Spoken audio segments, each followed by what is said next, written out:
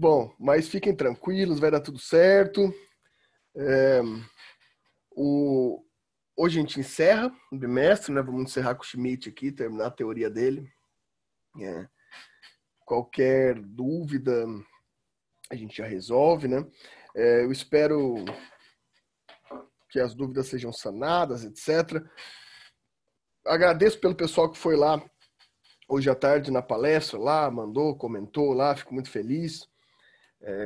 Como o João estava falando agora antes da gente começar, é uma experiência diferente, não é sempre que a gente tem acesso ao Congresso Internacional. Talvez essa seja um dos pontos interessantes desse momento, né? Para ter acesso a congressos internacionais, normalmente demanda dinheiro, né? Dificilmente a gente encontra um bom congresso internacional que seja barato, que seja... você vai ter que pagar hotel, pagar viagem, dependendo para outro país. Então é bem interessante. Esse foi gratuito, né? Então tem nomes muito importantes da América Latina lá. Então que bom que vocês puderam aproveitar isso, né?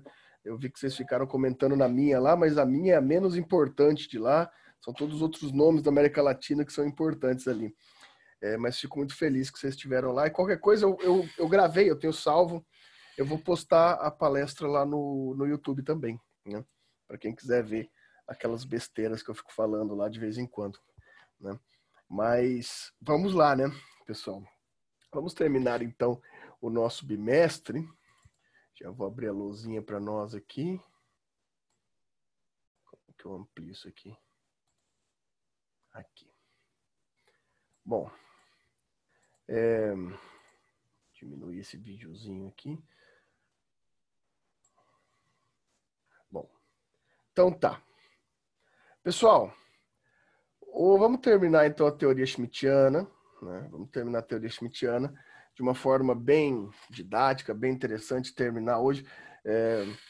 Espero que todos tenham assistido a aula gravada, né, que eu coloquei lá na aula passada, que a gente falou sobre democracia plebiscitária, né, democracia ao molde schmittiano, né, aquele estilo de democracia de identidade, né, que é bem interessante de se pensar. Espero que tenham assistido todos. É uma matéria bem legal, né? É diferente. A gente está muito acostumado com toda aquela estrutura normal do direito, né? Estrutura do direito liberal, do direito da democracia parlamentar, da forma jurídica. A gente só aprende essa praticamente, né? É bem interessante a gente ter outros moldes de estrutura, de teoria do direito, né? Que não está presente nas doutrinas, não está presente na maioria dos estudos, né? Geralmente só referenciado ali. Então, Schmitt é legal por isso, é uma nova visão a respeito do direito. Existem outras, só nesse debate aqui, por exemplo, tem uma que a gente não vai ter tempo de falar, né? Que é a teoria jurídica do Pachucanes, que é a teoria jurídica marxista. Por exemplo, não toquei nessa porque eu acho que a teoria jurídica do Pachucanes ela tem um rompimento muito grande com o direito, então ela é muito boa de se discutir, muito legal de se discutir, nesse mesmo debate com o Kelsen, mas ela é um pouco menos utilizável, né, no plano jurídico, principalmente porque toda a esquerda marxista acabou aderindo à democracia parlamentar com o tempo também, né? Então acabou virando a ideia da centro-esquerda ou da esquerda do marxismo democrático, né? Então, como não há muitos resquícios mais da estrutura pachucaniana, marxista tradicional de direito, né? Eu achei que dava para a gente omitir esse momento, mas claro, a gente pode fazer uma explicação disso em outro momento, né? A gente pode fazer uma conferência para complementar isso para vocês, que também é uma discussão bem interessante. Além de várias outras modalidades, né, de teoria do direito, para quem assistiu hoje a palestra lá, eu apresentei um ponto de vista do Walter Benjamin, que é o autor que eu mais trabalho no meu projeto, né, desde lá da graduação, que é outra perspectiva sobre o direito também. Então é bem legal a gente ter acesso a essas estruturas diferentes de direito, né, que não são as tradicionais. A tradicional teoria positivista, né, a lei, como se lê código, número de lei, etc. E o Schmitt, eu acho que ele é acessível como teoria a ser aplicada, é importante, porque ele apresenta críticas muito interessantes a teoria jurídica, né? E é uma forma que ainda é presente em várias estruturas teóricas, né? Então, ele é bem importante de se estudar. Importante de se estudar para criticar, importante de se estudar para não se repetir, ou até para estudar, de fato, para aderir de alguma forma ou atualizar. Isso fica a critério de cada um, né? É uma teoria bem interessante do ponto de vista hoje que se discute muito, por exemplo, conservadorismo. É o autor que vem implementar, o conservadorismo é isso, né? Assim como o Kelsen vem implementar, democracia liberal é isso. Então a gente tem, eu acho importante para a gente delimitar metodologicamente essas estruturas, né? Então, para fechar o Schmitt, depois daquela primeira aula de introdução a partir do movimento teológico, puramente teológico, da aula gravada da semana passada, que a gente viu como funciona o modelo de representação, a ideia de direito de Schmitt. Hoje a gente pode se concentrar um pouco mais na ideia de como que o Schmitt enxerga a sua teoria jurídica prática, né? E bem, para enxergar a teoria de Schmitt, a gente pode denominá-la, né, de decisão. Não quero azul, não. Eu quero as cores tradicionais. Não. O azul é a flechinha. É vermelho. De decisionismo político-jurídico. Decisionismo político-jurídico. Por que esse nome, decisionismo? Bem, como a gente viu naquela gravação da aula passada, etc., há uma preocupação muito grande do Schmitt de, ao erigir um líder de representação, de haver a ideia de representação, o Schmitt não quer a fundamentação representativa pluripartidária da democracia, né? Não é isso que ele tem foco. Por quê? Porque o Schmitt entende que representação pluripartidária é representação de interesses individuais, né? E o Schmitt entende que um Estado não pode ser construído por interesses individuais, mas sim por interesses massificados, homogêneos, ou seja, a ideia de cultura, né, pessoal? Eu imagino que vocês já devem ter ouvido falar, né? Até uma questão interessante de a gente trabalhar isso. Vocês já devem ter ouvido falar de Miguel Reale Júnior. Já ouviram falar do famosíssimo Miguel Reale Júnior? E provavelmente alguns de vocês já ouviram falar da teoria tridimensional do direito. Vou até procurar aqui. Como que chama o negócio mesmo? Procurar uma imagem para vocês aqui. Muito interessante.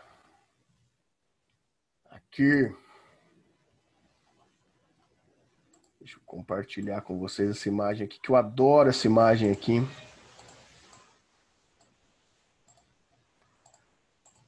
Tá.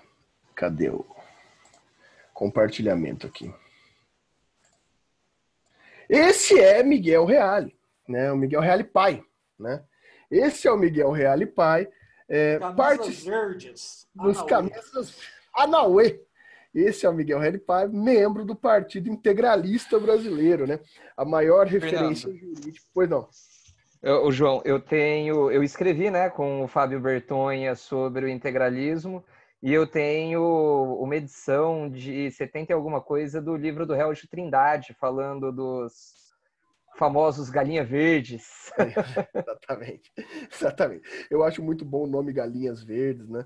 Esse nome, porque era tipo uns magrelo branco estranho, né? Achando que ia derrubar alguma coisa. Mas, enfim, não é esse o nosso foco, né? O movimento integralista é um movimento... Pessoal, quando eu vou usar essa palavra aqui, só que a gente tem que ler essa palavra não como uma palavra pejorativa que a gente lê hoje, né? Mas era a referência do movimento fascista no Brasil.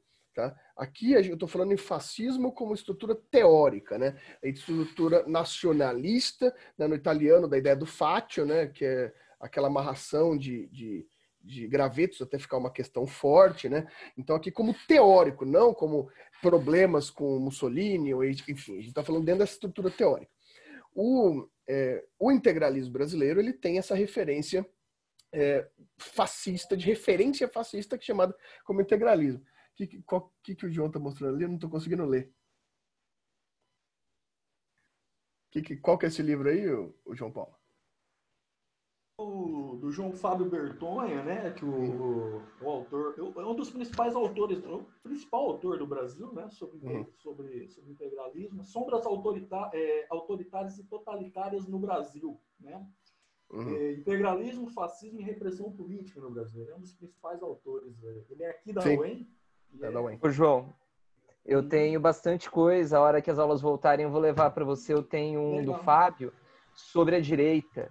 Cara, explanações sensacionais sobre o fascismo, né? Ele falando bastante do fascismo italiano. Na época que eu fui orientando do Fábio de iniciação, ele foi para Roma fazer o pós-doc dele. E a forma como ele tratava o fascismo como teoria é muito... claro, eu não estou exaltando o fascismo, tá? Não é isso, gente. Não, a gente entende, a gente está falando exatamente como teórica. A forma de estudo dele... O Fábio é sensacional. O Fábio, pouquíssimas coisas assim... como referenciais teóricos estão proporcionais a ele quando se fala de fascismo, nazismo e integralismo. Sim. É bem interessante, Joões, aqui que estão colaborando com a gente, porque é interessante porque, claro, a gente tem uma chaga histórica com os movimentos fascistas por conta do autoritarismo contra os corpos, né? Assim como a gente tem uma chaga histórica muito grande com o marxismo graças ao movimento stalinista, também extremamente autoritário. Só que aqui é importante a gente definir isso que o João Marcos falou. A gente está tratando sobre uma perspectiva teórica, de estudo teórico. Esse movimento aqui, a gente está falando de um movimento que tinha essa ideia do que os americanos viriam classificar depois de right wing, né, ou da extrema direita, que era uma estrutura teórica bem delimitada sobre o nacionalismo. Isso eu acho importante colocar, porque há pouco tempo atrás, alguns... como que eu posso chamar, né? Eu ia chamar de comentaristas, ou talvez youtubers, twitteiros, não sei, alguns pseudo-intelectuais, inclusive os escritores de livro aí que nosso amigo Danilo Ruivo gosta muito aí, né? Que esses dias até falou que ia derrubar o governo. Olavão. O cara falou que ia derrubar o governo se o Bolsonaro não pagasse as contas dele. Mas, enfim. Mas desculpa, gente, não dá. Eu não consigo aceitar esse sujeito como um teórico, sabe? Por vários motivos, mas não é... Eles costumavam insistir na ideia de... uma ideia bem baixa, inclusive, da ideia do fascismo, do nazismo terem estruturas marxistas. Isso daí não exclui, não ser uma estrutura marxista não exclui as atrocidades stalinistas. Mas é metodologicamente errado colocar isso, porque a gente está numa estrutura teórica muito bem delimitada, como a gente está falando aqui, né? O nazismo hitlerista, assim, ele fugiu de estruturas teóricas do fascismo, da direita teológica, assim como todos os outros sistemas, assim como o stalinismo fugiu do marxismo em alguns pontos. Só que, metodologicamente, é muito importante a gente entender esses movimentos como movimentos de extrema-direita, assim como os stalinistas como movimentos de extrema-esquerda, para a gente conseguir estudá-los bem. Daí vem aquele argumento muito, muito baixo, né? Porque o partido nazista chama Nacional Socialista. Isso daqui é um movimento teórico. Socialista não é uma palavra criada pela estrutura marxista, é uma palavra muito mais antiga, uma palavra derivada, uma estrutura teórica derivada, inclusive, do segundo século, do terceiro século da Era Comum, que tem a ver com a estrutura social, né? Movimento de sociedade. E o importante não é o socialista do partido nazista, mas é o nacional socialista, ou seja, sociedade nacional, né? Diferente do modelo stalinista, que era classificado como a internacional, a internacionalização. Então, é perigoso a gente confiar Eu falo para vocês, leiam, não ficam assistindo no YouTube, só assistam minhas aulas no YouTube para vocês revisarem. Mas é perigoso alguns teóricos o que eles falam, porque faz a gente ter uma pobreza de argumento. Meu problema não é você criticar os movimentos marxistas. E você deve criticá-los, você precisa criticá-los, ou criticar os movimentos fascistas, etc. O problema é você seguir metodologias erradas, porque você não está acrescentando nada ao movimento intelectual. Você só está prejudicando um argumento. E, de fato, eu lembro que eu já conversei com os colegas aqui alguma vez, quando vem com um argumento desse, você que estuda, você que tem um desenvolvimento teórico, você não tem argumento, né? Porque contra um fato mentiroso, um fato conspiracionista, um fato maluco, você não tem como colocar argumentos, né? Então é uma forma fácil, né? Quem já leu Como Ganhar um Discurso lá do Schopenhauer sabe que essa é a melhor forma, né, de você ganhar um discurso. Falar um absurdo e daí não tem como ganhar. Por isso que eu sempre bato aqui. A gente não está tratando essas estruturas como estruturas ideológicas, a gente está tratando como estruturas políticas teóricas, né? E é importante...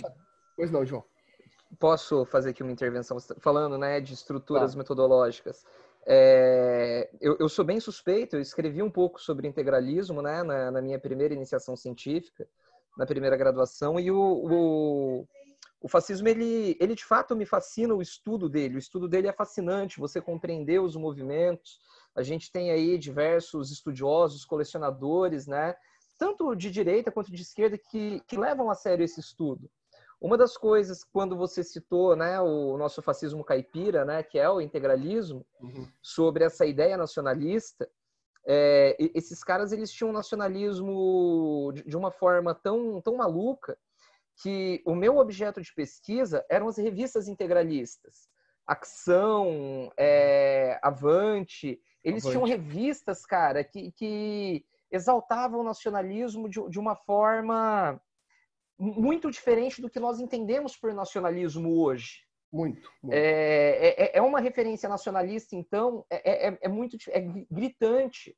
Gritante, você pega, independente de posicionamento político, de direita, de esquerda, ser favorável ou contrário ao governo, mas você pega aí os últimos nossos 30 anos falando de nacionalismo, isso falando de governo Lula, governo Bolsonaro, governo Dilma, governo Fernando Henrique, nada se aproxima do que era o nacionalismo pregado pelo Plínio Salgado e pela turma do Miguel Reale.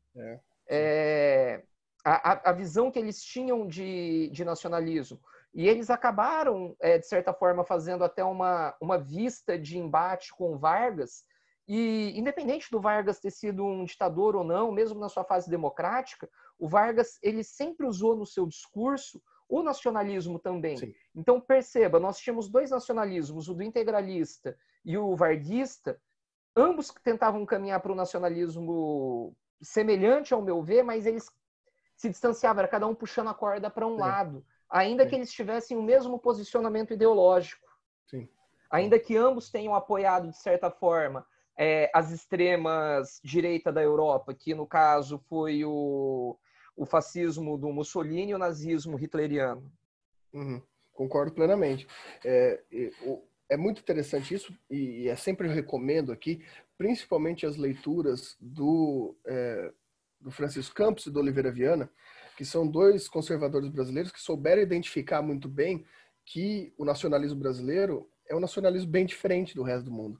E se a gente for pegar, inclusive, o Oliveira Viana, que é um conservador, ele vai colocar que o Brasil só soube importar, de fato, os liberais, né? O democracia liberal. Porque tanto os nacionalistas da direita quanto os marxistas da esquerda só são nacionalistas marxistas no Brasil. Eles não se comunicam com referências teóricas europeias. É um negócio muito daqui mesmo, né? E a gente tem que ter muito cuidado com isso, né? Ter muito respeito para entender isso. Eu falo, olha aqui, ó, pessoal. Aqui, ó. Embaixo aqui você tem uma Bíblia hebraica, uma Bíblia normal, uma Bíblia em grego, uma Torá, uma Tanakh. Daí você tem Marx, depois você tem Benjamin. Aqui você tem o Carl Schmitt do lado do Marx, ó. Isso aqui que é respeito pelos dois, ó. Carl Schmitt e Marx, um do lado do outro. Mas bem... Então, por que é importante... E a Torá próxima, né? E a Torá quem? A Torá e a Tanakh. Aqui, e isso que bate pesado. O importante a gente entender o Miguel Reale como membro do integralismo brasileiro, depois deixou o integralismo brasileiro quando o movimento ficou sensível, ligado ao problema do fascismo em 45, mas continuou sendo nacionalista. Talvez aqui uma crítica já minha, né, o mais fraco dos nacionalistas brasileiros, né, Miguel Reale, na minha opinião, é o mais fraquinho deles, né? Tem esses outros nomes aí que a gente está citando que são muito maiores. Aqui ele é um moleque no meio dos integralistas, né? Mas a teoria tridimensional que vocês aprenderam, ela tem uma relação totalmente schmittiana. Ela tem uma relação nacionalista. Por quê? O que é fato, valor e norma? A teoria tridimensional. Como que ela é chamada? Culturalismo jurídico. É você pegar o fato e a norma e dar valor cultural a essa norma. Ou seja, o Miguel Reale deixava muito claro para a gente que só é possível fazer uma determinação jurídica dentro de um espaço de cultura nacional. Esse culturalismo ele só faria sentido por um espaço nacional. O Miguel Reale está escrevendo contra a racionalidade internacional, a globalização. O Miguel Reale está dizendo que só faria sentido as normas jurídicas dentro de um Estado. Miguel Reale está indo contra a teoria keynesiana. Ele está dizendo que não há internacionalização, não há contrato internacional, que o fato e o valor só fazem o fato e a norma só fazem sentido por uma axiologia específica, por uma cultura, um culturalismo nacional. Então, isso que me preocupa. Vocês leem, vocês sabem o que é fato, valor e norma. Mas vocês sabem que o fato, valor e norma do Reale não é um movimento positivista? Que fato, valor e norma é um movimento nacionalista? Isso é importante a gente saber, né? Porque senão eu já vi muita gente fundamentando, por exemplo, com Reale, direitos fundamentais. Dá para fundamentar? Dá. Fora da estrutura democrática nessa que a gente está acostumado, a partir de outras estruturas.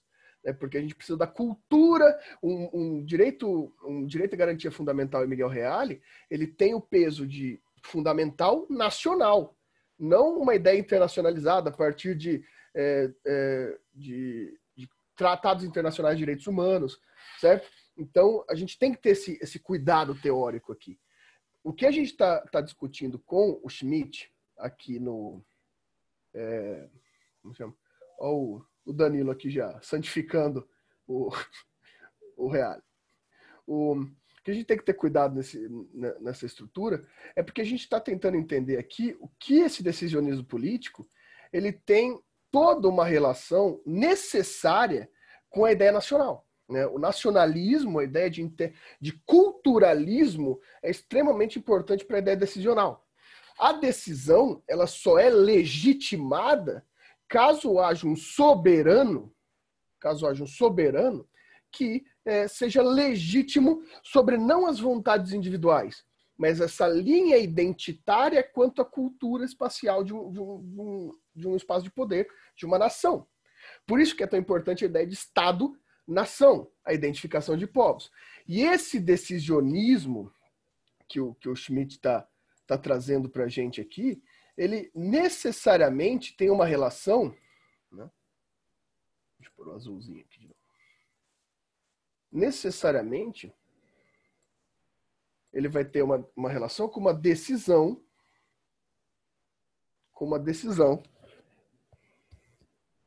legitimada. Essa decisão tem que ser legítima. Então, eu vou colocar decisão legítima, acho que é melhor. Decisão legítima.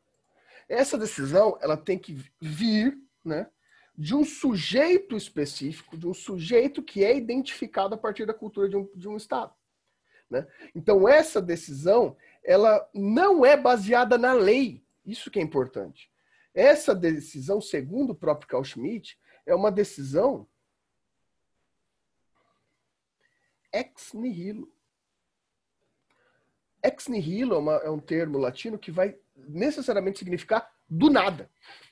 O que Carl Schmitt quer dizer quando ele fala decisão do soberano vem do nada? É porque ele decide o que quer? De certa forma mas o que ele está querendo dizer aqui é que ele decide sem se prender a estruturas normativas. Por quê? Porque ele é legítimo quanto à cultura de um Estado. Então, a sua decisão ela é possível a partir de uma identificação popular. Né? Tanto que, como eu citei para vocês até no outro vídeo lá, né? O Schmitt escreve, né?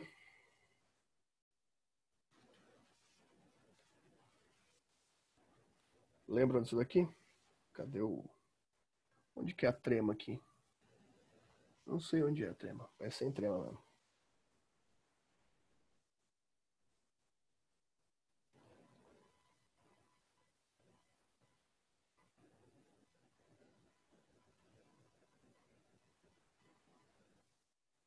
Opa, palavra errada.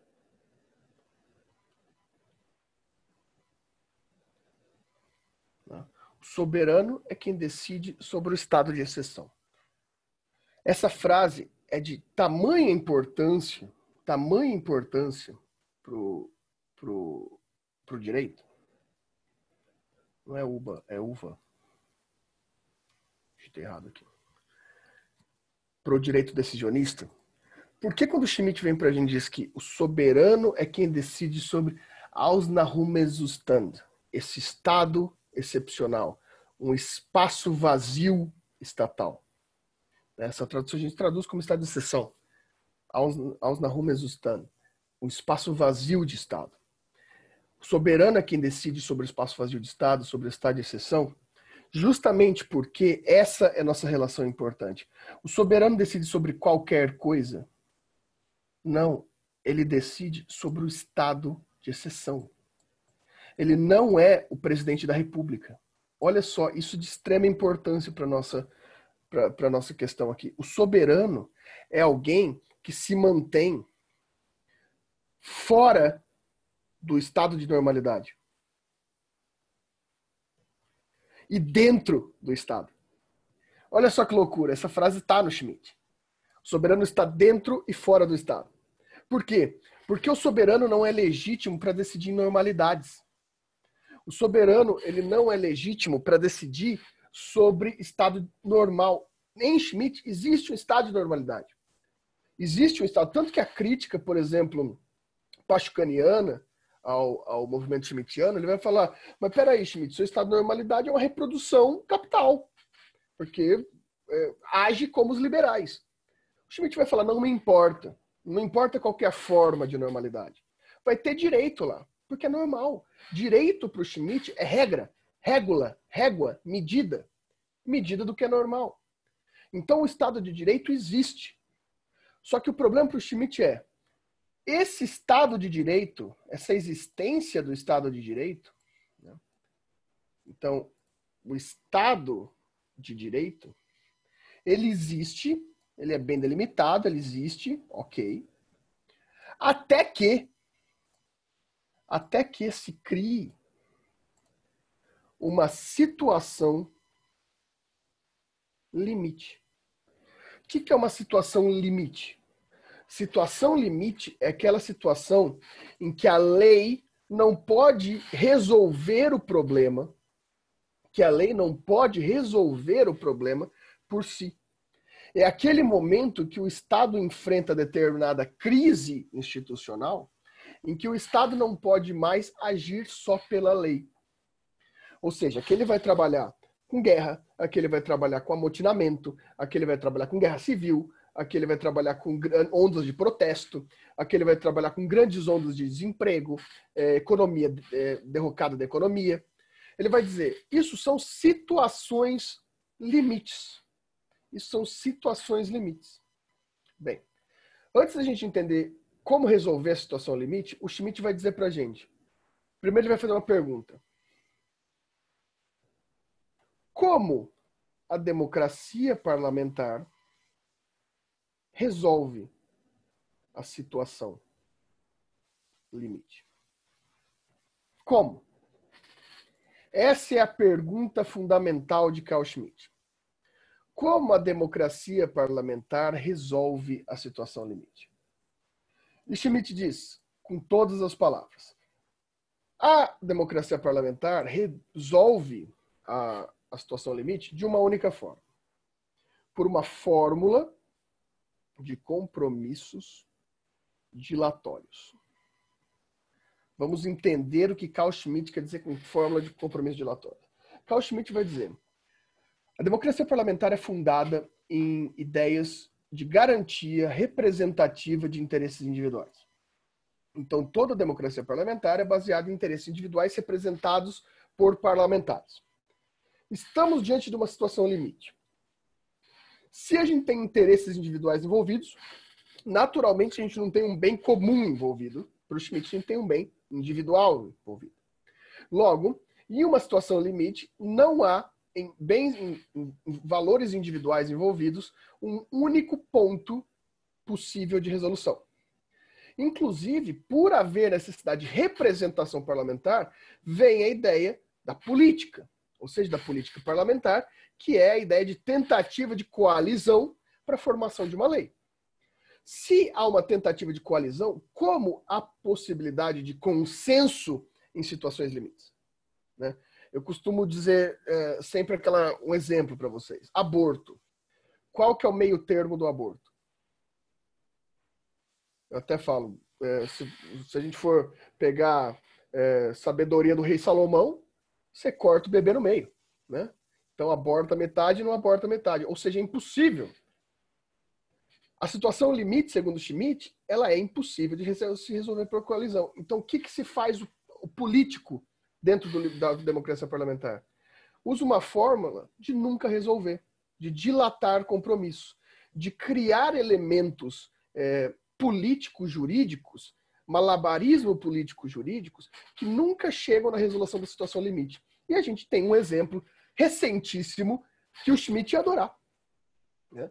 Que é o famoso exemplo da lei anticrime. Né? A lei anticrime. A lei anticrime composta pelo Sérgio Moro, ex-herói da nação, né? Ele veio, e o que resta da lei anticrime de Sérgio Moro em sua promulgação? Vejam, a lei anticrime diria a respeito sobre uma situação limite, dentro da concepção schmittiana, sim. Alto índice de corrupção, de crime, de criminalidade. Para o Schmitt, isso é uma situação limite. Vem uma legislação. Essa legislação vem a proposta de alguém que até então tinha uma característica muito parecida com o soberano, porque ele tinha legitimidade de uma boa parte da população. Não estou chamando o Moro aqui de nada, vejam bem. Estou só fazendo uma referência aqui à teoria do Schmitt. Só que daí ele tem um óbice, que é o óbice parlamentar. O óbice parlamentar começa com várias discussões a respeito daquela lei. O que sobra dela? O que sobra dela é uma lei que não agrada a esquerda, que não agrada a direita, que não agrada o centro, que não agrada ninguém. É uma lei que, para aqueles contrários, a oposição é muito rígida, para aqueles a favor é muito relaxada. Então tem o juízo das garantias, mas ao mesmo tempo tem a ampliação de pena máxima. Ou seja, você tem uma maçaroca que não agradou ninguém. Daí vem a questão, resolveu a situação limite? O Schmitt vai falar, não, ninguém está feliz. Então, o que foi feito com isso? Se dilatou o compromisso de resolver a situação limite. Então a gente cria outros problemas para que outros problemas venham a atuar. O pluripartidarismo representativo para o Schmitt é um problema porque ele não trata de interesse cultural, ele trata de interesses individuais. Né? A maior crítica schmittiana à democracia parlamentar é essa. A democracia parlamentar não resolve nada. Porque quando o Kelsen despersonaliza a política, ele tira a possibilidade de resolução. Resolução se faz por decisão. Alguém tem que decidir. E quem decide? Daí que vem a questão. Na democracia parlamentar, quem decide são os representantes do povo decidindo a partir, segundo Schmitt, dos interesses pessoais de cada pessoa. Ou seja, para o Schmitt, ninguém decide. Aqui está a grande questão. Essa crítica schmittiana é muito interessante porque ela é forte, ela fundamenta uma ditadura, mas ela é extremamente plausível sobre a democracia parlamentar. Essa é uma das coisas mais interessantes sobre Schmitt, porque, de fato, a democracia parlamentar ela tem esse problema de representação. É o maior problema da democracia. E o Schmitt vem e joga isso na cara da gente. Mas daí vocês vão me perguntar, beleza, Schmittão, Carlinhos, como resolve isso? Daí o Schmitt vai falar, fácil, fácil. Fácil, fácil. Estamos em uma situação limite. Né? A situação limite impede decisões de normalidade. O soberano que se mantinha fora do estado de normalidade entra pelo Estado agora. E esse soberano decreta o espaço vazio de Estado. O Ausnahumesstand. o estado de exceção. Ele suspende as normas de normalidade. Há uma suspensão de normalidade. O que é suspensão de normalidade? A suspensão legal, principalmente de direitos e garantias fundamentais. Suspensão de habeas corpus, suspensão de liberdade de ir e vir, suspensão de direitos de devido processo legal, todas as suspensões. Para quê? Para atuar de forma militar. Então é extremamente importante a atuação militar do soberano, né, sobre o problema específico. Por quê? Porque a partir de suas decisões, o soberano como comando militar, a partir de suas decisões, né, ele vai poder, ele vai poder abrir uma forma de decisão por dictatura. Ele vai ditar as normas. Ou seja, ele vai ainda ter uma estrutura normativa, mas uma estrutura normativa ditadora. Ele vai ditar a partir dele mesmo as regras. Então, a partir de então, vem sua legitimidade de decisão, a tal da decisão ex nihilo. Né? Então, por essas decisões, por essa dictatura, ele vai analisar e agir, principalmente de forma militar. Então, num caso como esse do pacote anticrime, ele simplesmente ia agir sobre o crime. Ia dar certo? Aí que vem aquela questão da aula passada. Nada se aprende, né, Teologia Política do Carl Schmitt, o livro, nada se aprende na normalidade. Tudo se aprende na exceção. Certo ou errado, a ação do soberano revela a nova normalidade. Ou seja, as ações... tem um comentário muito complicado do Schmitt, vamos dizer assim, Schmitt criticando, depois de mudar para os Estados Unidos, criticando a modalidade hitlerista já, né? Falando que o Hitler não seguiu as estruturas básicas da ditadura. Porém, daí ele fala, porém, ele representava a cultura, então ainda assim tinha uma questão. Daí perguntam para ele, um outro alemão, pergunta para ele, mas e os mortos? Schmitt responde, graças a isso não os mataremos mais. Essa é a lógica. O Schmitt ainda assim diz que não estava errado. Porque graças a isso, segundo o Schmitt, a gente tem tratado de direitos humanos. Se não fosse isso, talvez a gente não teria. É mais ou menos a teoria de Judas, sabe? Se Judas não tivesse entregado Jesus, ele não teria cristianismo. Mas é isso, porque essa é a estrutura chamada Complexio Oppositorum, que vem lá da Cúria Romana, que vem da Igreja Católica Apostólica, que o bem e o mal, eles andam por fórmulas de revelação opostas. Só que o bem, ele é muito difícil de identificação, porque a gente se acostuma com o bem. O mal, não. Ao revelar o mal, você tem noção do que é o bem. E essa é uma estrutura que o Schmitt usa. Ainda que errado, o ditador está agindo sob cultura. Então, para ele, vai ser fácil identificar que aquela decisão desagrada a cultura qual ele representa.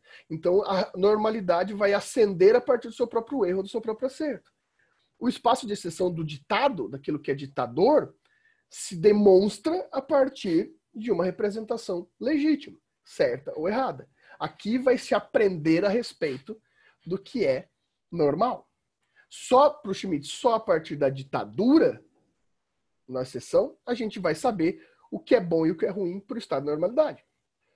Tanto que Schmitt vai dizer, existem duas formas diferentes de ditadura. Inclusive, ele vai teorizar isso no livro dele, que chama A Ditadura. Né?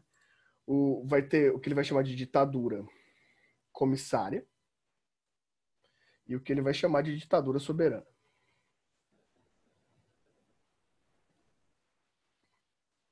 Em ditadura comissária, ele tem um problema menor, um problema interno, né? Um amotinamento controlado dentro do Estado. Então, você tem uma economia em crise, você tem movimentos revoltosos, você tem ordem pública prejudicada. Daí, o que o soberano faz? O soberano dá legitimidade às autoridades militares para agirem por meio dele, dentro de limites legais. Então, ele não suspende toda a norma, não é um estado de exceção completo. Ele suspende algumas normas para que aquilo seja controlado da melhor forma possível. Já a ditadura soberana se aplica mais a um rompimento, por exemplo, numa guerra. O soberano toma todas as rédeas, suspende todo o Estado, e a partir dali a gente vai ter que reconstruir a normalidade. Né? Então a normalidade será reconstruída a partir de então. A gente tem aqui duas formas diferentes de ditadura para o Schmitt que vão ter essa ascensão. E vejam, isso tudo, o Schmitt está tirando aquelas estruturas teológicas que a gente trouxe antes, né? A gente está trabalhando assim, aqui com a ideia de catecon, a gente está trabalhando aqui com a ideia de formular uma cultura onde as pessoas afastem o mal, onde tenha um reino e uma glória de afastamento do mal. A gente está trabalhando com complexo opositório, a gente está trabalhando com todas as ideias teológicas que o Schmitt está cumprindo o papel dele. Ele está pegando a teologia e desacralizando a teologia, ele está tornando a teologia política e aplicando ela fora do estatuto religioso metafísico. Ele está aplicando na modalidade política. O soberano vai ser reeleito? Não, o soberano é soberano. O soberano representa a cultura. Então ele vai ficar para sempre no poder? Para o Schmitt, não. Para o Schmitt, se aquele soberano não representa mais a cultura de um povo, ele vai ser deposto. Porque para o Schmitt, o povo é sempre mais forte que o soberano. A partir do momento ele não vai ser mais soberano. A gente já tinha alguns movimentos, principalmente na América Latina, na época que o Schmitt ainda estava vivo na década de 70, ele falava que já tinha ali soberanos, ditaduras que não faziam mais sentido, porque não tinham mais representatividade cultural do povo. Então que elas iam inevitavelmente cair. Né? O Schmitt era simples. Ele falava, todo ditador, todo soberano que não tem representação cultural, ele acaba caindo uma hora ou outra. A grande questão dos estados, e nisso ele diz que ele reafirma que talvez o Hitler conseguiu, de certa forma, mais que isso, o Franco, na Espanha, conseguiu isso, porque o Franco, na Espanha, ele teve uma força popular que foi até o fim. Não foi igual o Mussolini, que foi morto no final das contas, né? A Espanha tem uma certa adoração, até uma boa parte ainda, ao Franco. Ou seja, o Schmitt fala, o Franco só caiu porque o direito internacional veio e obrigou ele a cair. Porque ele ainda representava a cultura de Estado. Né? Então, Fernando. Pois não, João. Desculpa interromper. Colocar aqui de uma maneira mais clara.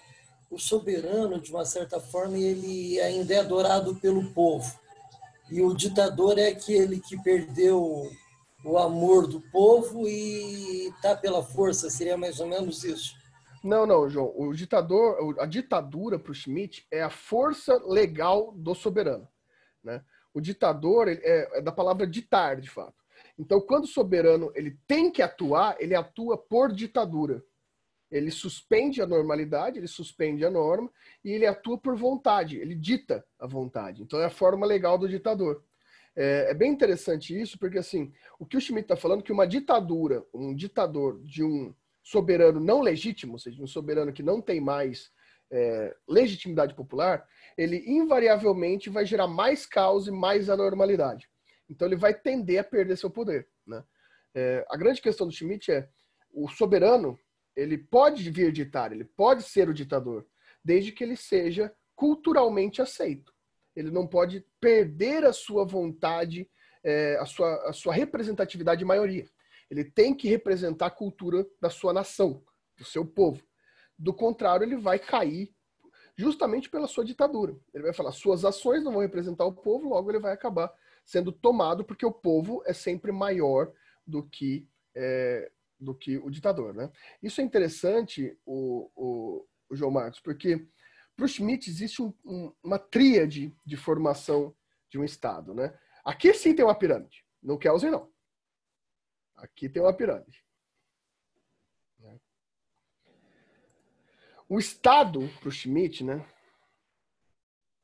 O Estado, ele só é possível na sua existência se ele está ligado com o povo a partir de um movimento. Estado, movimento e povo. Isso é a tríade schmittiana. O que significa dizer?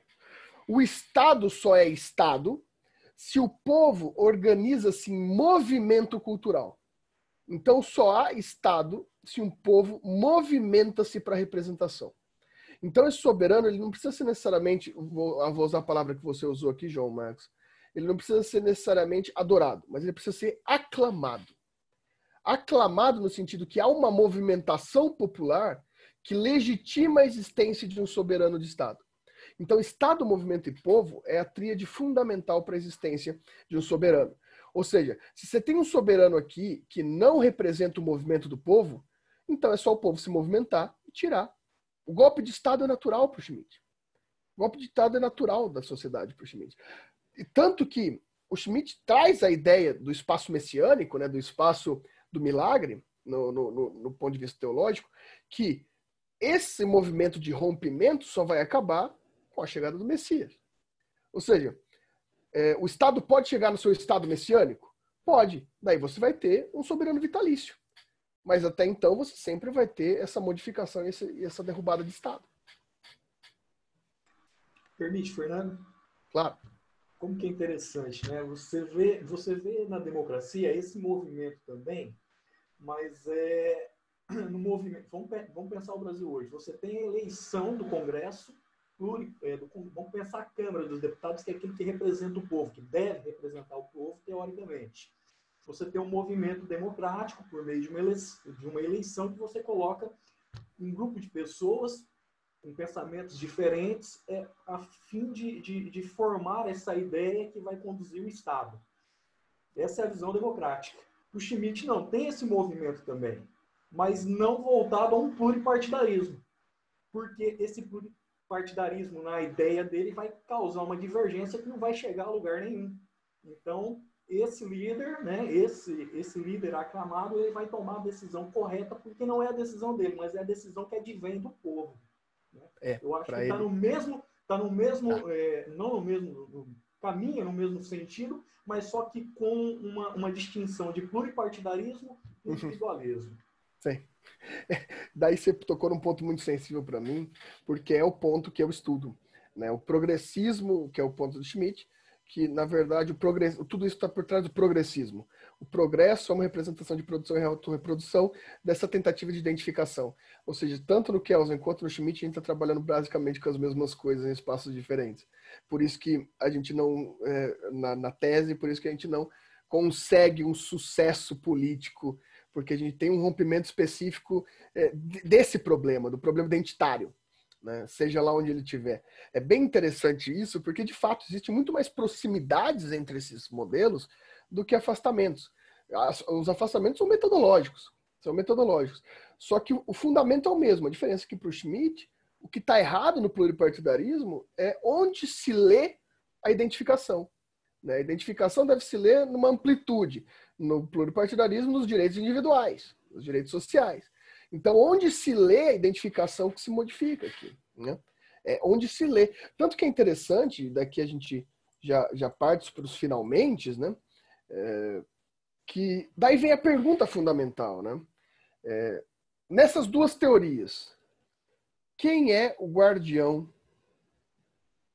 da Constituição? Quem é o guardião da Constituição? Esse é o trabalhinho que Vossas Excelências já pegaram a ler aquele texto, né? E não é difícil pensar isso, né? No Kelsen é bem simples. A gente tem um Tribunal Constitucional. A gente aprendeu o que para o Kelsen é um Tribunal Constitucional. Uma Suprema Corte Constitucional, né? Por meio do controle de constitucionalidade. Ou seja, a Constituição é guardada pela própria Constituição, né? A forma jurídica é o próprio texto constitucional que guarda. Você tem um tribunal separado dos demais poderes. Você tem um tribunal soberano. Você tem um tribunal soberano acima dos três poderes, que essa é a ideia kelseniana, um tribunal que decide sobre a legalidade da norma. Enquanto no Schmitt, você tem um sujeito, né, um sujeito acima dos três poderes, né, um soberano, que decide sobre a norma. Olha aqui a proximidade das coisas. A diferença aqui é que, nesse primeiro momento do Tribunal Constitucional, você tem a ficção normativa que decide. Do outro lado, você tem uma pessoa que decide. Só que a decisão é comum aos dois. A decisão soberana existe nos dois. Está acima da própria lei. Claro, o Schmitt ele vai dizer aqui para o Kelsen, você está louco porque um Tribunal Constitucional é você pressupor que a sua Constituição vai trair sua própria Constituição. Daí o Kelsen vai falar, não, eu não estou louco. Você que está louco, porque eu só faço controle de constitucionalidade porque eu tenho políticos, pessoas que decidem contra o povo, contra a Constituição. Então é um brigando para o outro para dizer, a gente tem uma abstração, uma despersonalização ou uma personalização. Claro que os interesses aqui, se a gente for pegar metodologicamente, são muito claros, né? Você tem um interesse liberal muito bem delimitado pela norma ali, você tem a necessidade de menos Estado, você tem a necessidade de iniciativa privada mais ampla, garantida por lei, direitos individuais, garantidos na democracia parlamentar do Kelsen. De outro lado, você tem o Estado forte do Schmitt. Daí vem, claro, a crítica dos dois, aos dois. É que os dois tiveram seus momentos, né? O Estado forte pensa no movimento brasileiro do Estado forte, tanto na era Vargas quanto na era militar. A gente teve um progresso excepcional industrial, a gente teve um progresso, até, você vê, o movimento que mais fez reforma agrária no Brasil foi a estrutura militar, mais do que os governos que deveriam fazer. A gente tem um progresso industrial muito forte, né? Isso no caso do Brasil. Ao mesmo tempo, logo que sai da estrutura militar, a gente tem um ensaio ali com os movimentos liberais muito interessantes, principalmente com o Fernando Henrique Cardoso, com o Itamar, que a gente tem o desenvolvimento econômico pessoal, a gente tem as privatizações, né? O pessoal começa a poder ter celular, ou seja, os dois demonstraram o seu poder. A grande crítica aos dois é que os dois tiveram seu limite, né? Daí a gente entraria na crítica capitalista, daí vem toda a estrutura marxista, que essa estrutura aqui, ela vence em algum momento, ela encontra seu fim. Para os dois, menos para o Kelsen, porque o Kelsen não vai se importar muito com o resultado, ele vai falar que esse é simplesmente o modelo original. Para o Schmitt ele vai falar, mas tudo bem, a teologia política, ela se desenvolve e ela sobrevive. O Schmitt vai falar, a Igreja Católica sobrevive há 2000 anos. Então, é uma instituição forte, muito mais forte do que a não tradicionalidade do liberalismo e do capitalismo também. O Schmitt vai falar, o capitalismo não pode ser ignorado, a gente tem que usar dele, né? Assim como os próprios movimentos fascistas utilizaram, né? Se a gente for pegar o movimento hitlerista, a gente teve a maior ascensão econômica da história do mundo com a Alemanha, né? A maior ascensão que vai da miséria até o país mais poderoso do mundo naquele momento, né? Então, o Schmitt fala, deve-se usar dele. O problema é que não deve se confundir capitalismo com tradição. A tradição é mais importante que o capitalismo. O capitalismo não é tradicional. O capitalismo é muito novo, é do século XVII para cá. Então, o problema para o Schmitt é que, de fato, o Schmitt vai falar, o capitalismo deve ser usado, mas ele não deve ser idolatrado. O Schmitt vai falar, diferente dos comunistas, que para o Schmitt são problemas muito maiores do que os liberais, porque os comunistas são essencialmente não teológicos, né? Então, para ele, além de tudo, são pecadores que devem ser exterminados. O que deve prevalecer é a tradição, porque o capitalismo vai e volta, mas a tradição fica, né? E não é nada materialista essa tese, né? E aí, dúvidas sobre isso? Podem conversar agora.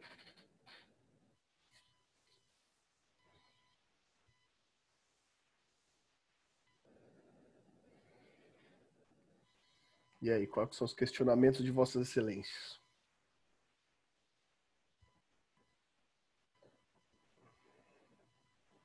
Última aula. Última aula do Enem. Então.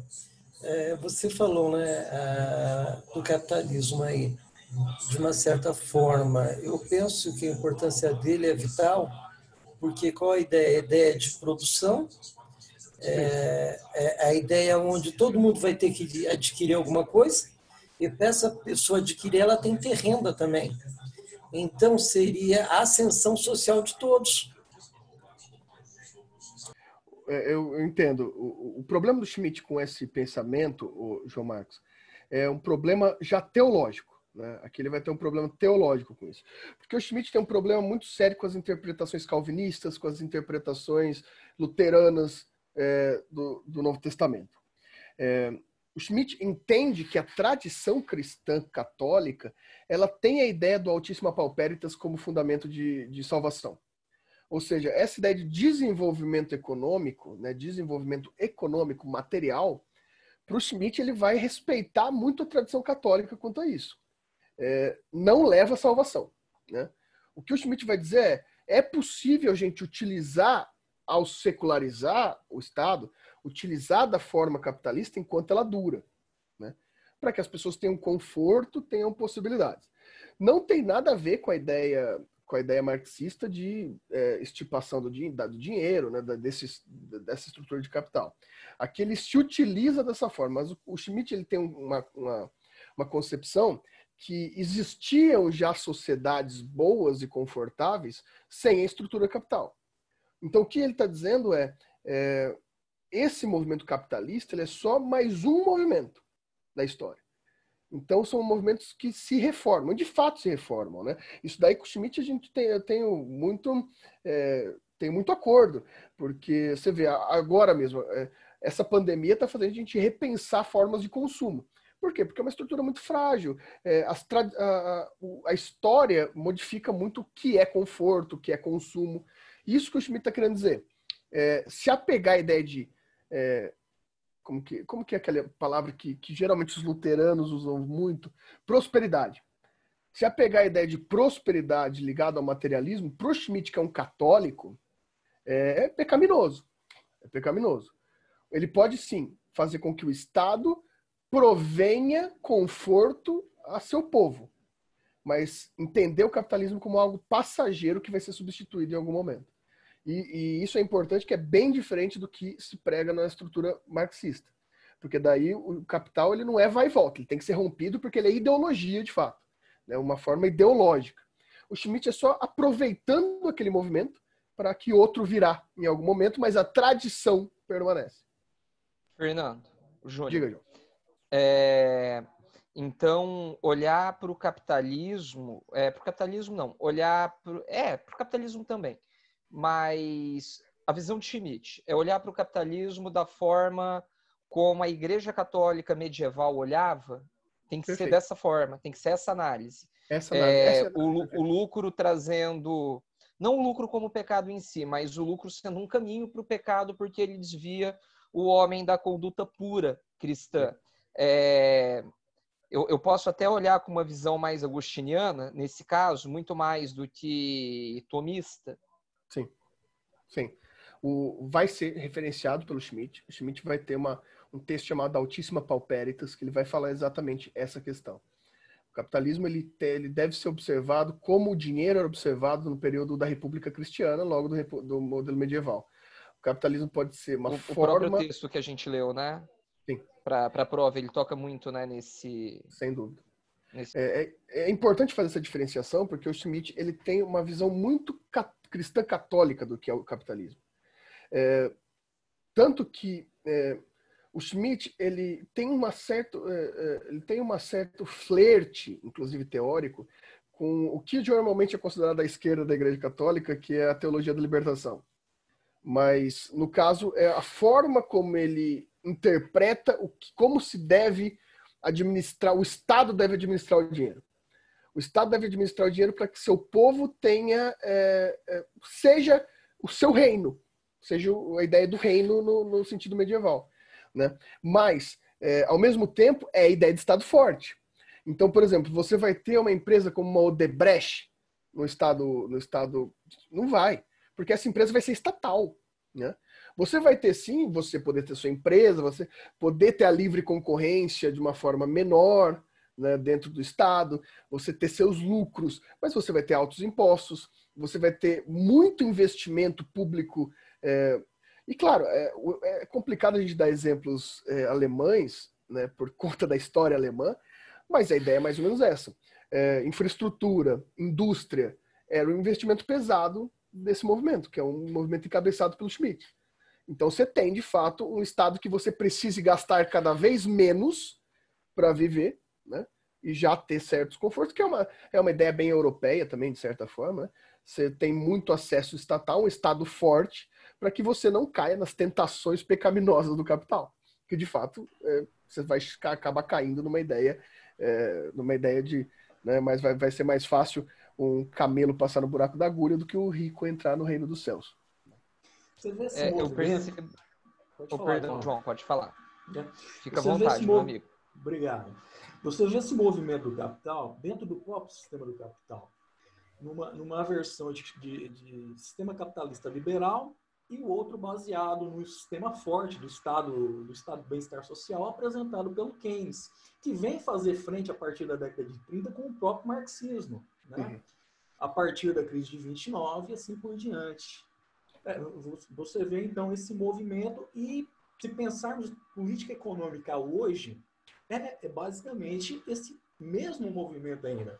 Essa aversão entre sistema liberal e sistema de bem-estar social. Sim. Desculpa, João, te interrompi. Vai lá, meu.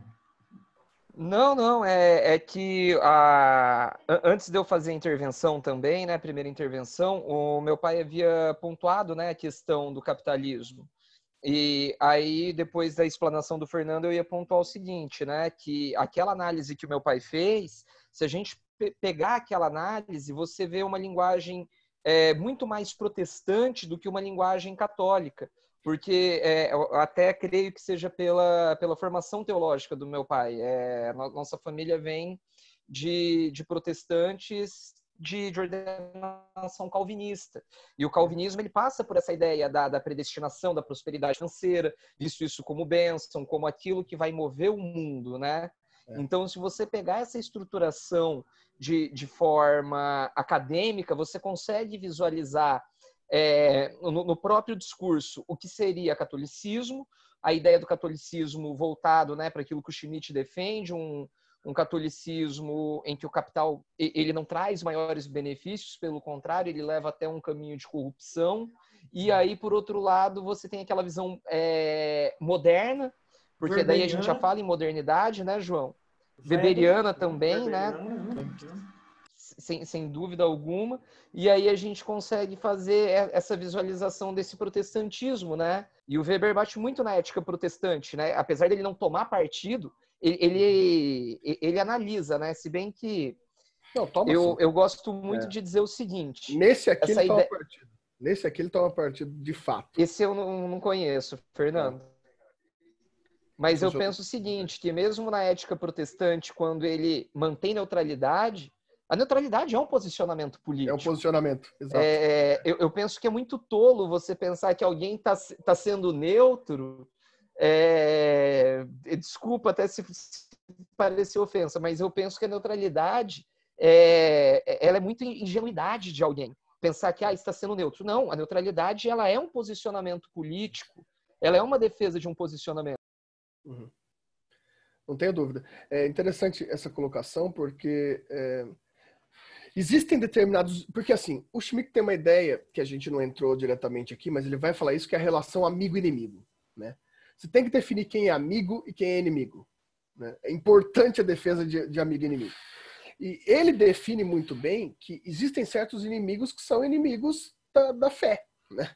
E para ele, por exemplo, os grandes vilões da história, dentre os grandes vilões da história, você tem de um lado os comunistas, de outro lado os protestantes, né?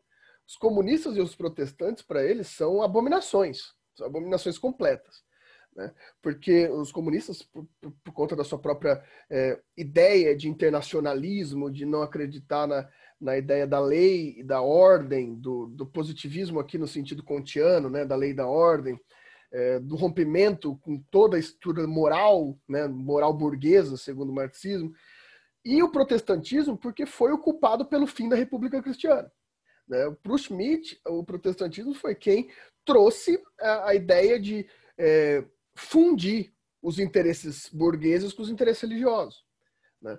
Então, para ele, você tem um capitalismo de religião, de fato, o protestantismo. O protestantismo é ocupado pela existência do Kelsen, que apesar de ser um judeu, porque o Schmitt nunca vai se denunciar antissemita, apesar que eu acho que é meio óbvio, né, o antissemitismo do Schmitt, mas ele nunca vai se denunciar antissemita, mas ele vai denunciar a acumulação de capital do judeu. Ele vai dizer que essa é a representação do que não pode acontecer, das acumulações de capital do judeu alemão. Ele não vai falar, não estou falando que tem que matar judeu, ele vai falar. Ele não está falando isso. Só está falando que tem uns caras aí que, por coincidência, são da religião judaica, são ou sionistas, e que tem acúmulo de capital. E vai ter esse discurso, né? Ele vai falar, num determinado bairro seu, você vai estar passando fome na Alemanha, né, da década de 30, e vai estar devendo rios de dinheiro para o mercadinho. o mercadinho, coincidentemente, de um judeu, né? Então ele não vai se... pois não. O Schmitt, perdão, agora eu esqueci. O Schmitt, ele é austríaco de nascimento ou ele é prussiano alemão de nascimento? Ele é alemão. Ele é alemão. Ele é prussiano, né? Ele é prussiano, de fato. É muito gozado. Eu estava, certa vez, discutindo isso em sala de aula, né? Mas aí na posição de professor. E você tem um conflito... Quando você discute o fascismo, o nazismo, não é justificando, tá? Nada disso. Uhum. Mas quando você está discutindo... Vamos falar do nazismo propriamente dito, ali, Alemanha. Quando você está discutindo a questão judaica, eu penso que não apenas essa ideia do antissemitismo puro religioso, porque as discussões entre judeus e alemães germânicos, né, de fato, elas são questões que vêm desde a Idade Média, né? Eles já têm um embate. Eu falava isso para os alunos, né, muitas vezes. Não é uma justificação do nazismo, porque movimento totalitário não se justifica, né? Se discute para se lamentar. Mas você tem questões aí que você pode passar a compreender esse ódio do alemão com o judeu. Você pode não aceitar, com toda certeza, mas você passa a compreender porque tem concepções históricas por trás, né? Que vem desde a Idade Média, depois a tentativa de formação do Estado germânico durante a Idade Moderna, ali por volta de 1600, 1700, até posteriormente a conclusão da formação da Alemanha, né? Propriamente dita lá com Bismarck, né? Sim. Não, o problema judaico na Alemanha, na Europa, né, é bem antigo, é só a gente pegar Shakespeare, né? O Mercador de Veneza nada mais é que uma ode ao antissemitismo. E você tem vários problemas. O problema do capital é de fato, né, da acumulação de capital, etc. Sabe aquela coisa, nesse caso, parece aquela inveja, né, que aquele cara tem dinheiro ou não. Sempre tem essa impressão. Mas, além disso, também tem a questão nacional. O povo... tem dois povos muito nacionalistas, são os russos e os alemães. Eles são essencialmente nacionalistas. É uma ironia, né, que que o stalinismo foi na Alemanha, foi na Rússia, e o stalinismo, teoricamente, era internacionalista, com o povo mais nacionalista, talvez, do Ocidente, né? Mas... E o judeu, por outra forma, ele tem aquela ideia de sionismo, né? de nacionalismo judaico, que você não é nacional em nenhum estado, que você sempre é povo de Israel. Isso incomoda muito a estrutura do medievo alemão, né? Você tem um cara morando ali do seu lado, no seu orgulho germânico, o cara falando que não é alemão, porque ele tem até uma língua própria, né? A língua dele é uma mistura de hebraico com alemão, porque ele não tem língua para falar ele mesmo, né? Então, o Yiddish, né? Que eles chamam, né? O Yiddish, aquela mistura do hebraico com o alemão. Então, é um problema estrutural. Então, veja, o judeu, ele bate diretamente nessa estrutura da década de 30, porque ele é uma antiteoria conservadora teológica. Ele não tem estrutura nacional, ele não participa do nacionalismo na Alemanha, ele tem um apego, pelo menos social, aos banqueiros, o comércio, né, e etc. E ele tem uma história de antissemitismo na história da Alemanha. E você vê que os outros elementos são muito coadunados, né? Os ciganos, que eram outros perseguidos também, essa ideia de rompimento com o Estado, de ser nômade, de não se considerar o comunista, né? E daí, claro, tem outro inimigo muito bem definido pelo Schmitt, que é o russo. Mas o russo daí é um inimigo muito antigo da Alemanha, né? É um inimigo de guerra da Alemanha, de fato, né? Mas é importante a gente definir isso. O Schmitt, ele fala que todo Estado tem que ter seus inimigos bem delimitados. Os inimigos... E é interessantíssimo que a passagem que o Schmitt diz isso em Teologia Política, ele diz: eu não tenho nada pessoal contra meus inimigos. Não é nada pessoal. O meu inimigo é inimigo do meu Estado. Eu não represento o meu interesse particular. O Estado é cultura. O meu inimigo, ele põe em risco o meu Estado nacional. Então eu posso até gostar. Por que ele diz isso?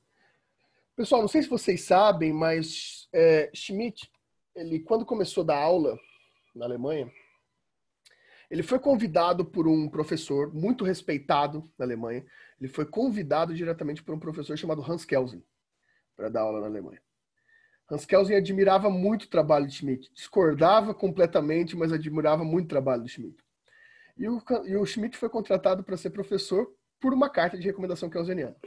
Então, veio o advento da subida do Reich, né? E veio aquela ordem de demissão dos judeus das instituições. E, nesse momento, o Schmitt tinha sido promovido a reitor, né? E daí veio uma carta, um abaixo-assinado dos professores arianos germânicos falando, não, Kelsen não, deixa o Kelsen aí. Ele é judeu, mas ele é muito bom. Então deixa ele aí, não vamos demitir ele não. Todos assinaram, com exceção de Carl Schmitt. E o Schmitt disse, daí todo mundo falou, Schmitt, mas você está aqui por conta dele. Ele disse, não tenho nada contra pessoalmente ele. Ele só é um inimigo do Estado. Então a gente tem que ter uma relação muito clara com a relação amigo-inimigo para a proteção do Estado, segundo Schmitt. Então, Fernando, se me permitir, só fazendo mais um último contraponto com relação à democracia, né? A palavra inimigo não deveria existir na democracia, porque existir no pluripartidarismo deve existir o quê? O adversário político e intelectual. Eu penso de forma diferente, né? Eu penso de forma diferente. Eu sou seu adversário no mundo das ideias. E aí você percebe nitidamente, então, esse rompimento da democracia com essa teoria do Schmitt, do líder, aonde não é o adversário que existe ali, mas ali é o inimigo, e aí depois a Hannah Arendt vai trabalhar isso bem lá na frente depois. Sem dúvida. Seria muito legal se a gente passasse para o estudo da Hannah Arendt depois desse. Seria maravilhoso. Pena que a gente não tem tempo para tudo nesse curso. A gente tinha que ter esse curso por uns 3 anos para dar para eu dar tudo que eu gostaria de dar aqui. Né? Mas não, infelizmente no bimestre que vem, né, esse bimestre a gente já entendeu finalmente que o liberalismo ganhou, a democracia ganhou, Schmitt está aí no discurso, mas é um democrata, os marxistas estão aí, mas são dentro democratas, está todo mundo democrático. Né? Você tem conservadores, você tem marxistas, você tem outras linhas, tudo dentro da democracia. Ou seja, a democracia ganhou, não temos outra escolha. Essa é a nossa realidade, a democracia, que tem seus grandes problemas. Mas já que ela ganhou, agora a gente vai, a partir do bimestre que vem, ver outros autores que vão tentar dar o jeito no erro dessa democracia. Os famosos, bem entre aspas aqui, pós-positivistas. Né? A teoria da argumentação, a gente vai trabalhar com os famosos Alex Dworkin, né? A gente vai trabalhar com filosofia da linguagem, teoria da decisão, né? Wittgenstein, alguns autores desse sentido.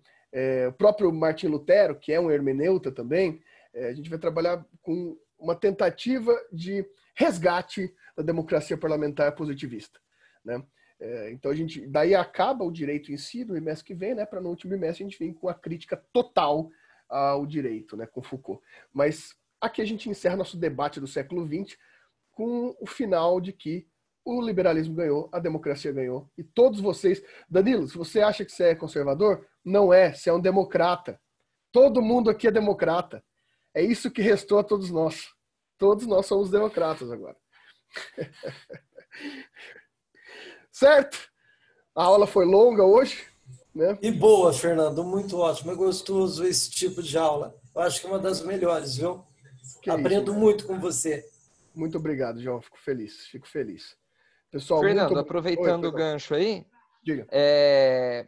Eu acredito que nós não estamos tendo os grupos de estudo, né? Não, ainda não. Então fica uma dica aí, cara, para a gente tentar fazer o grupo, né? Se houver tempo, né, disponível para isso, ainda que de forma remota, disponibilizar em grupo leituras e a gente poder fazer essas explanações e discussões aqui. Eu tenho sentido muito falta, cara. Apesar que no ano passado eu fiquei, né, um bom tempo sem frequentar por questão de horários, mas faz uma falta enorme, cara, o grupo de estudo. Não tenha dúvida. Eu acho que esse semestre agora a gente vai conseguir fazer, mesmo que seja remoto, sim. O Piratelli estava com alguns problemas de horário, né? O Marcelo. Agora ele já conseguiu se adaptar. O Paulo, se pedir para ele vir, ele vem. Então, daí, provavelmente, esse semestre a gente faz. Então, provavelmente vai ter, sim. Ou presencial ou à distância. Segundo semestre a gente vai ter que fazer esses grupos. Daí eu vou avisando vocês. Beleza, pessoal? Valeu, muito obrigado. A aula foi longuíssima. Obrigado pela paciência. A gente se fala. Não semana que vem, que semana que vem é semana de prova. Então, só na outra. Ou, sei lá, não, depois é férias, né? Não, então a gente vai demorar um pouco para se falar ainda. Falou, até mais. Próximo semestre. Até o próximo. Até o próximo. Estudem, leiam, por favor.